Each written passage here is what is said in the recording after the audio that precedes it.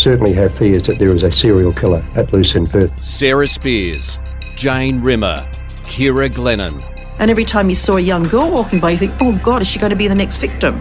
Now, one man stands accused. If police are right and Edwards is the Claremont serial killer, he's been hiding in plain sight for 20 years. It's been revealed the grieving parents of Ciara Glennon were also given a lock of her hair, just days before what would have been her 28th birthday.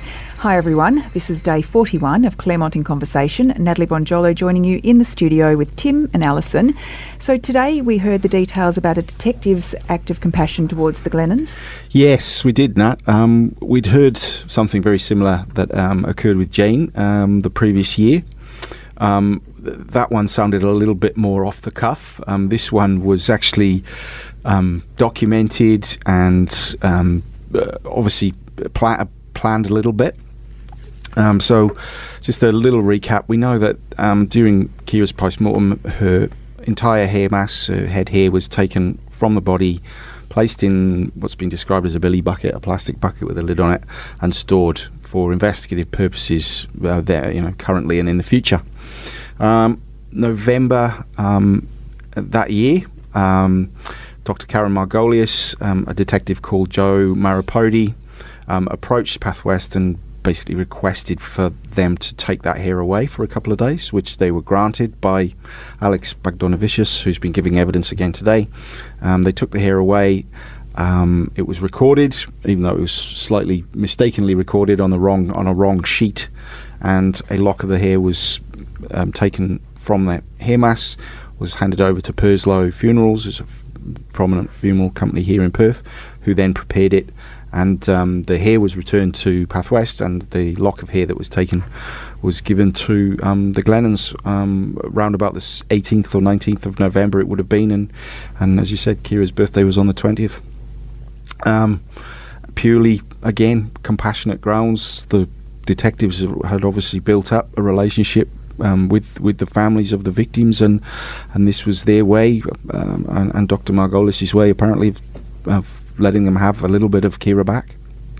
And I guess, the question is, why is this important? Is it because this hair mass was removed from where it normally is stored? And went away for a little while.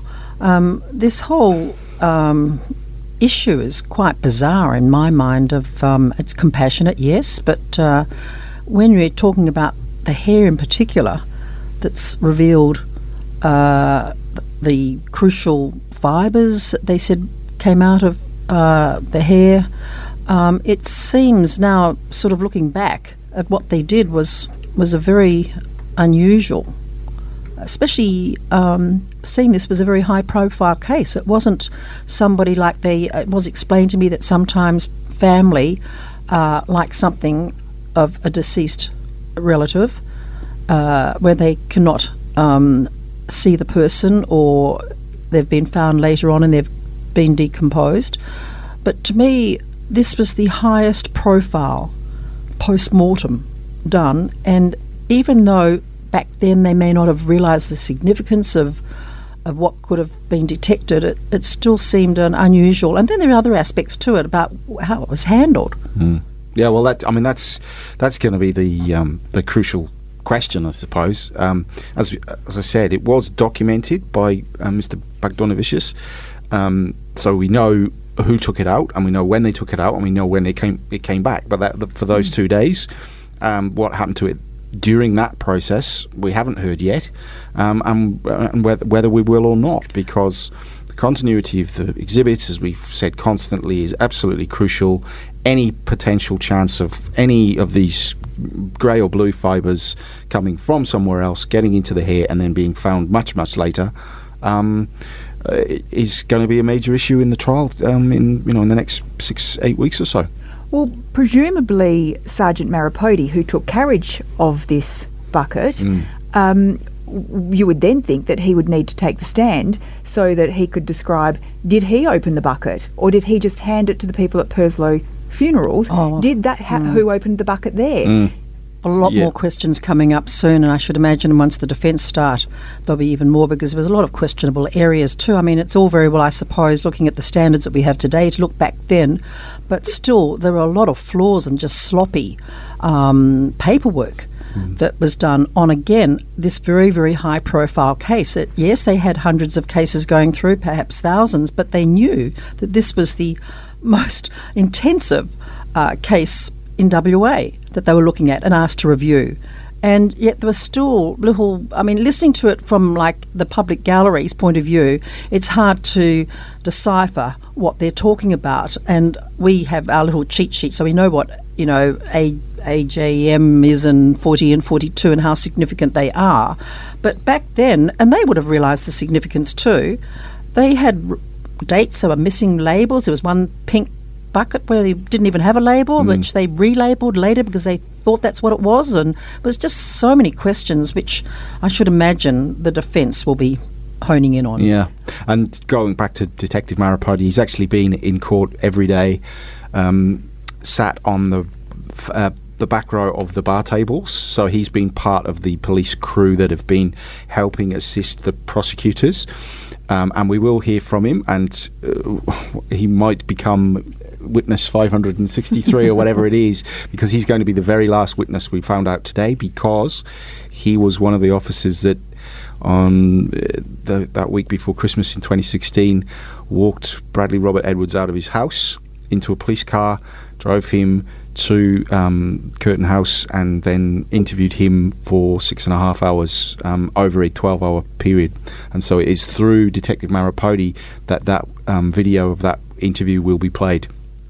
And when that day comes, I can guarantee that the courtroom will be as packed as it was on the first day, because that will be the very first time that we've ever heard any explanation or direct evidence from the man who's accused of these murders. He's one of the few that's allowed to sit in on the court. Indeed, yes. So he was granted usually a witness out of court order. So anyone who's going to give evidence will be told you can't come in until we tell you to. But right at the start, Detective Margolius was one of the few that was given exemption from that, and so he's been sitting all the way through it. So that's very unusual. Given that he still has to give his testimony. Yes. But it was explained that there are a few detectives that have worked so closely on this that to not have them in court might impact on the trial itself, the running of the trial. And Detective Margolius is obviously in that category. It wasn't objected to by the defence. They didn't have an issue with it. If they had, I'm sure they would have raised it, and it would have been, no, you can sit out in the hall with the rest of the witnesses that are waiting to come in. And just explain how he is so important, or these particular officers are so important to the prosecution case. Is it because they need to get back together and debrief each day, or why so? A little bit of that, and a little bit of they will know.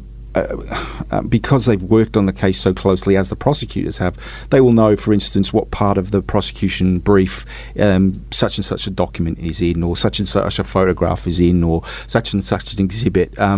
And they're providing that sort of, well, I hate to say it, but sort of secretarial assistance, if you like. But there's a lot more on top of that as well. The intimate knowledge of the investigation. If for instance Detective Margolius was there on the day the Hares come out in 1997, and he's still sat there in 2020, then there's nearly more than 25 years worth of intellectual property from the West Australian Police to call on, which the prosecution is entitled to have, as well as Mr. Edwards is entitled to have his defence team behind him. Yeah, and the big question is when, because even Judge Hall was trying to get a bit of a timeline on when this could happen, and she was the prosecution was saying, towards the end of February, maybe DNA will go to the end of February, then fibres, and on we roll. Ali, you mentioned earlier that you thought, it's quite bizarre what you said of sort of, this sloppy procedural ways that they were dealing with things back then. But we've been talking about it was 20 years ago, so it's, obviously things have tightened up and the way they do things is much different now. But do you still think that because this was so high profile, this was a third girl who'd gone missing, that You would have thought that they were really making sure everything was accurate. But and they are under immense scrutiny. That's all we've been listening to over the last few days, weeks, is the running sheets, the document. I suppose anybody's work that came under such intensive scrutiny would find, okay, we got that day wrong, we got that thing right, or whatever. But they are being highlighted. And of course, for such a high-profile case, to have things like today, when he said, "Oh no, I couldn't have had the T-shirt. I've got the T-shirt entered as in, but I couldn't have got it then. That was wrong." This is Ciara Glennon's T-shirt we're talking about. Just sort of clerical things like that are being highlighted, and they're the ones that have been, I guess, brought out by the prosecution, so that they're not as shocked when the defence brings it out. But the labels and that, and in fact, I think Paul Jovich kept saying to them, you were under a lot of pressure, you're understaffed, is that why this happened? But even to the fact that there were the delays that necessitated the police, I think, bringing in New Zealand and wanting them to have another look at the crucial evidence, which, of course, the fingernail, which we're hearing about so often, the material under Ciara Glennon's fingernail that was dismissed by Pathwest as debris, and no further analysing needed. Well, we heard that's obviously what Mr. Bagdonavicius was talking about today. He was talking about how he selected the nails, and more importantly, the nails which weren't selected. Can you talk to us about that? Yeah, so these are the pots, the yellow top pots that we've talked about so much, and it emerged today that it was actually Mr. Bagdonavicius's job over the journey, starting sort of way back at the start, and it was his job to basically look into these little pots and see what was in there, and then make a forensic decision as to, well, what is that one worth sampling, and is that one worth sampling? And then he had the list, and he would place an asterisk next to the ones that he was suggesting were viable for analysis. And remember, we were talking late 90s and then into the early 2000s, so, light years ago in terms of DNA technology. And 40, which is the absolutely crucial key one, he labelled several times as debris only, as Alice just said. And at one point today, he actually said it didn't look like there wasn't any nail in there at all. No. Now we have. There's been one brief flash of this pot that as evidence, a picture of it, but we haven't seen it in detail yet. We did see some of the other ones in detail today, because at one point, another scientist actually took these nails out, or the nails that were in some of the pots out, to actually take a photo of them, to look at them, examine them more closely before they went off to New Zealand.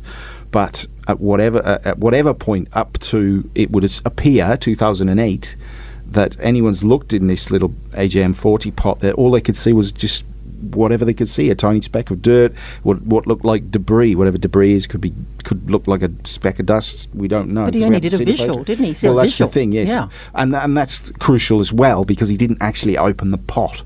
So the prosecutor can keep saying that pot's never been opened until it gets to the UK and it's tested. It's never been touched, never been opened, never been tweezed, never been swabbed. Nothing's ever happened to it, because for so many years, scientists were saying, well, there's no point, because there's not enough in there to test. But apparently FSS thought different in the UK, and here we are. But then again, too, there seems to be an awful lot of handling of things, because when they said that they sent the samples over to New Zealand, they sort of decanted. They poured one. He said he would pour some samples into a smaller pot to make it easier to be transported. Yeah. Well, and then they said, was there any residue or anything left in the original thing? And he said, well, I should imagine so. But that sort of just went. Yeah. Nowhere. So this is Alice talking about when they took the nails out.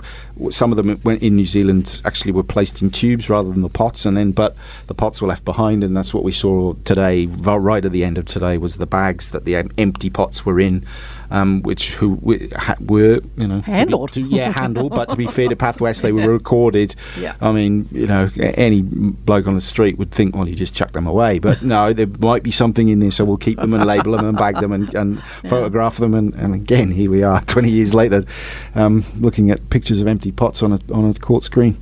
So in 2003, when Path West was asked to carry out a review of the exhibits concerning Ciara Glennon, something did show up on one of these nail tests. Yeah, now this is intriguing. So Mr. Bagdonavicius took it upon himself to go through all the previous paperwork and make a list of everything that was there, everything they had, and everything that had been done to everything they had. And he made columns. What had had that been DNA tested? Had that gone through the different types of DNA testing?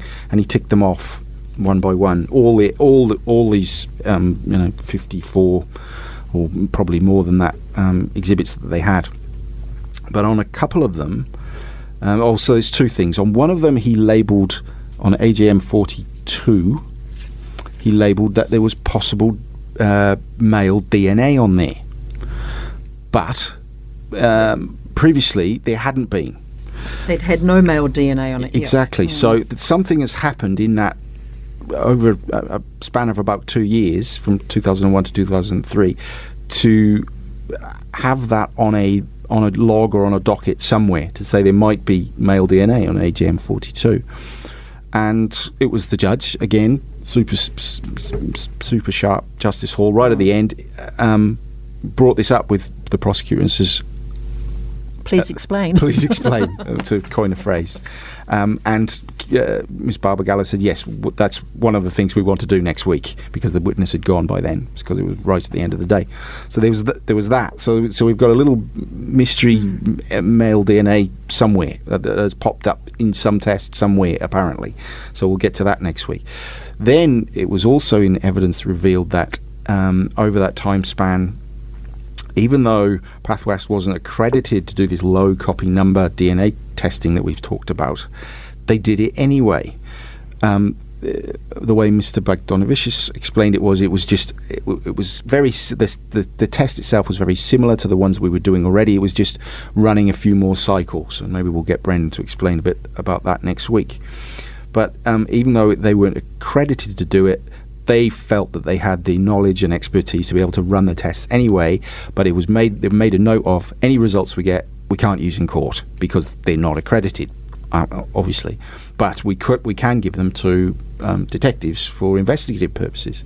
And so they ran a couple of LCN tests on AGM 41 and 46, and at least on AGM 46, they think they got a hit to possibly show there was male DNA on there again, which is intriguing for a number of reasons. That's the detectives must have been rubbing their hands together and go, right, we've got something here. B, was it followed up? We don't really know yet. That's the question. Yeah. And C, if we remember, 46 and 48 are two of the nails that were sent to the UK and tested LCN in an accredited lab 5 years later, and we didn't get a male DNA hit on 46, at least because they were combined with 48. So that little bit of evidence raised more questions than it answered to this afternoon, because and whether Mr. Jovich will explore that, particularly, I think, because he mentioned it in his opening about this non-accredited LCN testing they were running. Was that ethical? Were they doing it properly? What do they think there was going to happen if they did get a big hit? I mean, once again, they were, as we've said, they were exploring every avenue, and as one of the witnesses said earlier on in the week, the testing was getting more and more exotic. They were really sort of pushing the boundaries because of the nature of this case and the pressure and the scrutiny and everything else. But whether it will come to pass that they push the boundaries too far, and that actually starts to impact on their probity, we'll have to wait and see. And I think also several of the witnesses will be recalled. They've left that opening to what we hear coming up in the next few weeks, or the Martin Blooms hasn't been dismissed completely, and I think there was some sort of acknowledgement to the defence that anything else that they can be open to be recalled on any new stuff that we hear. Yeah, and that's some of the witnesses that are coming up next week. Their evidence will overlap fibre and DNA, so... they're trying to do what they say continuity, so Yes. they're getting a detective in here and that, Yes. and he said, well, that's all very well, but I'd like to be able to cross-examine And there's an on added something. complication as well, because Mr. Jovich has only just got the rebuttal report to his fibre expert from the prosecution. He needs to read that. He might not get time to read it in time to ask the questions he needs to on that part of the evidence to these witnesses next week. So We could be seeing a reappearance of some of the ones. Yes, we could get episode 2 and 3 of some of the detectives And long next beyond week. February. Well, I mean, it wouldn't be a bad thing because there are so many gaps that seem to be appearing that we'd like to have an answer to. I mean, I find it very interesting that in 2001 there was a possible trace of a male DNA, yet it's not till so many years later that it goes off to that next step. And you would think that at that point you would be doing everything you can to pinpoint that particular result. Yeah. Well, it's, I think, the advance in technology maybe that the UK and the FBI and others had that we didn't have. And technology did jump, amazingly so, in those years you forget what was around back then. You can't even remember when you had that great big desktop computer as to what we've got now in our hand, in the palm of our hands. Yes. We're holding it. Yeah. Yes. And Mr. Bagdonavicius did raise a very interesting technique that they used in the lab during this time. Yeah, this caused me to scratch my head a little bit as well. So when they were doing some of their testing, he said, they would only use, and the nature of this case, he said, everyone thought we were looking for a man. So some of the testing was only done by a woman in the lab, just in case there was contamination. It would be very easy to remove that because it would be female DNA doing the contamination. Now, on the one hand, you could say, well, that's smart. It's also presumptuous. But exactly. But it's also sort of expecting something to go wrong, where you'd really hope these guys at the top of their game would just expect everything to go right. So I suppose there's an argument on both sides there, but it did raise one of my eyebrows anyway, I've got to say. And we do know that we heard yesterday that there was this mystery female DNA on some of these samples. Yeah, Exactly. exactly. Yeah. We'll probably hear about that Oh, I'm sure. next week. But also, again, harking back to the fact that this was the highest profile case that they've been asked to review, that Mr. Bagdonavicius didn't come in and actually, he got someone doing it, he didn't oversee it. He just came in the next day and initialed off that the work had been done. Now, as the case analyst or manager of this particular review, you would have thought that he'd be looking over his shoulder on the day that this fairly crucial testing was being done. Yes, by a lady called Denise Galvin, who will be one of the witnesses next week. And the contrast with Mr. Bloom's evidence earlier in the week, that struck me when he said, yes, I was the supervising scientist. He meant he was supervising. Exactly. He was watching, and he watched, and he ticked off, and he was the one signing the forms. Whereas this particular test was done on a Friday.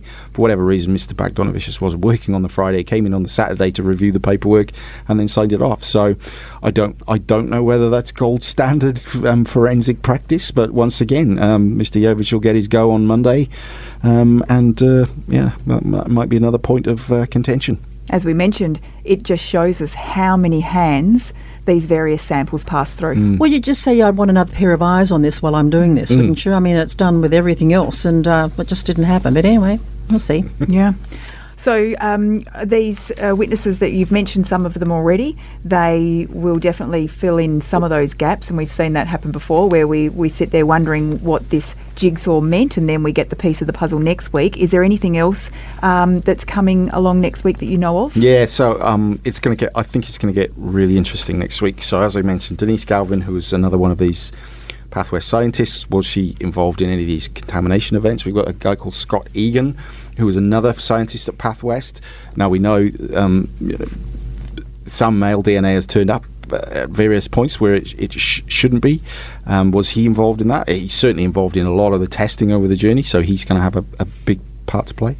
And then we're going to get to some of the forensic police officers, a guy called George Patton, who was really intimately involved, a guy called James Stanbury, who was the head of macro at one point, and he was the man who flew the fingernails over to FSS in the UK. So, I mean, his evidence is going to be absolutely crucial and fascinating. He would be the most senior macro detective that we've heard from during the trial as well. And this whole DNA portion, Ms. Barbagallo told us today is going to take up the rest of the month, because the last witness from their point of view is Dr. Jonathan Whittaker, who was the overseeing scientist at FSS in the UK, who was the one who made the phone call back to Perth to say we've got a hit, we've got a male DNA match or hit, and we think you should run it through your database. It'll be very interesting to hear what he has to say. The trial is still attracting quite a few people. I mean, you've got Dennis Glennon's in there every day. Bradley Robert Edwards' parents are in there every day, sitting quietly.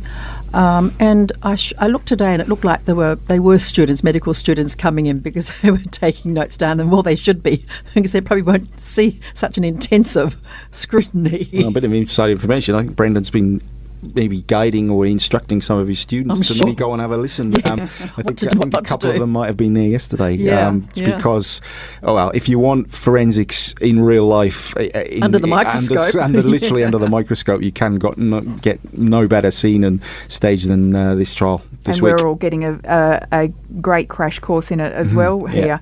Has there been any mention as to whether Laurie Webb will give evidence? I've got a bit of a scoop. I've been told he's not. I've been told he's not going to give evidence in person. There will be reports and some witness statements inserted into the trial next week, but no.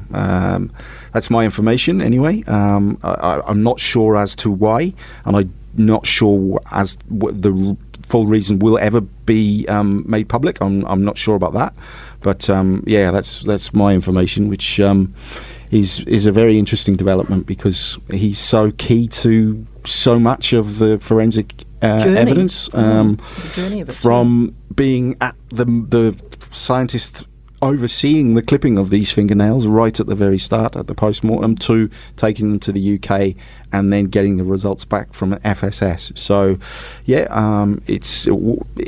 what his reports will say will be interesting enough, but no, I don't think we're going to be hearing from him in person. Wow, Alice and I both are raising our eyes here because that's the first we've heard of that, and that is would be a very surprising situation if he were not to give evidence, given how critical he's been through the whole process.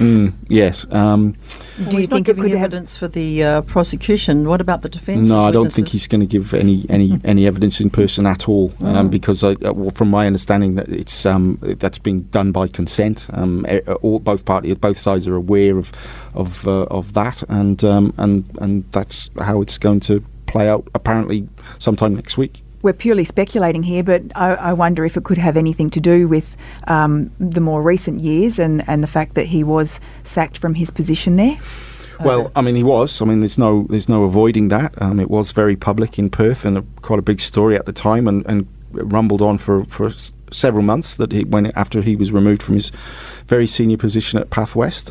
Specifically for shortcuts? Well, yes. So there was some overseeing what they call, you had to double look at all the results. They had to be signed off twice, and on some cases there was a government inquiry into it actually, and the report came back that in some cases Mr. Webb hadn't done that, but it must be said that the report also did say that the actual work that was done, there was no real issues with the work. It was just the signing off procedure, and as far as I'm aware, there's been no overturn of any criminal convictions on the back of those findings.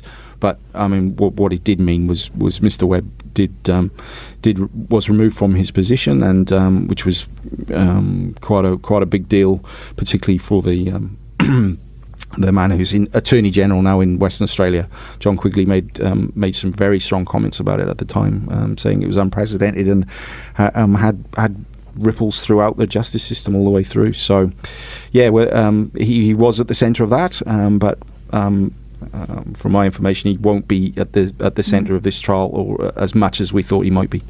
Well, that's a very interesting development and a very interesting day in court today. Thank you both for your time. We'll see you again next week for week 10. And if you have any questions for our podcast team, send them to claremontpodcast@wanews.com.au. Have a good weekend. We'll be back next week. This podcast was produced by Kate Ryan and Alicia Preedy and recorded in the studios of 7 West Media. Audio files were provided from the archives of the 7 Network and the West Australian. Sign up for daily emails and all the latest on the Claremont trial at thewest.com.au. Enjoying this podcast? If the story behind the headline matters to you, then you can count on thewest.com.au to deliver. For more on Claremont the trial, follow the live blog, watch the nightly news updates, and sign up for daily email updates at thewest.com.au. Subscribe now for just $1 a day at thewest.com.au.